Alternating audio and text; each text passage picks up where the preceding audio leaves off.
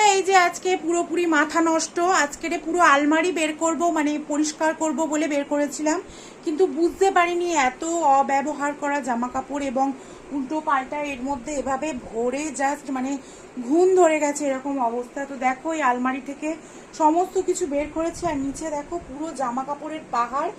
এত এত মানে পুরাতন জামা কাপড়, সেই বিয়ের আগে এটা সেটা হেনা তেনা। আর তো এগুলো দেখো, আর আমাদের ওই সাইডটা না ড্রেন আছে, সেই জন্য কেন জানি না একটু জামা কাপড় ড্যাম হচ্ছে। তো আজকে হাজবেন্ড তো বাড়ি নেই, আমি একা একা। আর এখন অলরেডি ওয়ার্কআউট করা হয়ে গেছে, বাজে এখন 8টা রাত এর বেশি। তো এইগুলো আমি এখন কি করব আমি কিছুই বুঝতে পারছি না, এতগুলো সব। জানি না আজকে আমার কপালে দুঃখ আছে। তো হাজব্যান্ডকে ফোন করে বললাম যে তুমি একটু এসে আমাকে হেল্প করে। বলছে তুমি কি করছো? আমি বলছি আমি জাস্ট এগুলো বের করছি। তো ও বললো যেগুলো বের করেছো আগে ঠিক করো, তারপর আমি বাড়ি যাব।